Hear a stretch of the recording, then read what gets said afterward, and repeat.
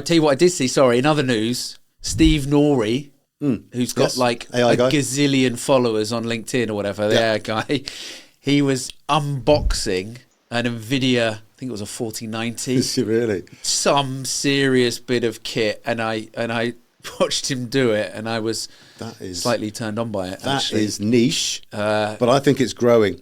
Hey, grow it. That was good. Yeah, it was very good, actually. Shout out to Steve. Come on. That was pretty good. Yeah, it was very good. That's all gone really good. Right. One thing I want to bring up quickly, it's fascinating talking to people, isn't it, about and clients and brands about AI. And in one of our internal comms courses we do with the IOIC, the fabulous people over there for internal comms, we're training, 45, 50 brands at the minute on AI. We asked a question about, was AI killing creativity, didn't we? Interesting responses, right? So it isn't. No one was in the middle, were they? There was very kind of polarized, wasn't it? But most people were like, yeah, I think it's going to enhance creativity, not kill it. Yeah, there was a split, wasn't there? Yeah, there was. I think nearly half thought no. A decent chunk didn't know yet where it was going to go, but very few thought it was killing creativity.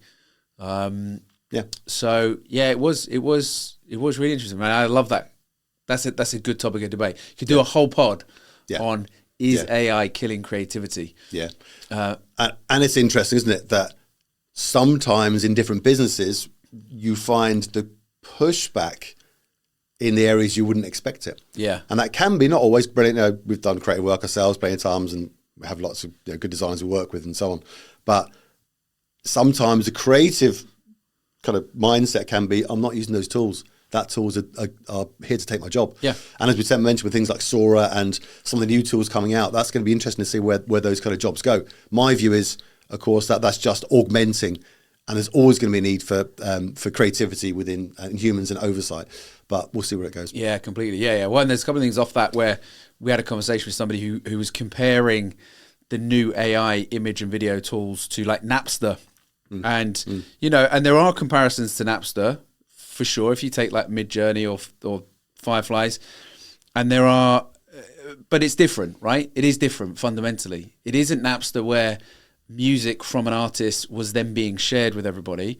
What we've got with generative AI is we have, let's call it inspiration from many, many sources being put into a melting pot, and then somebody adding a prompt or a direction or a creative route onto that melting pot, stirring it up, and out comes a brand new image. Now that is very different from Napster.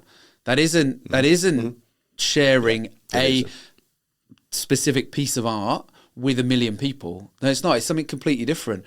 And creativity itself is getting inspiration from multiple different places and putting those things together. So I'm not on one side or the other. I think artists should be paid for their work, and I think people should be allowed to say, I don't want this to go into training data, by the way.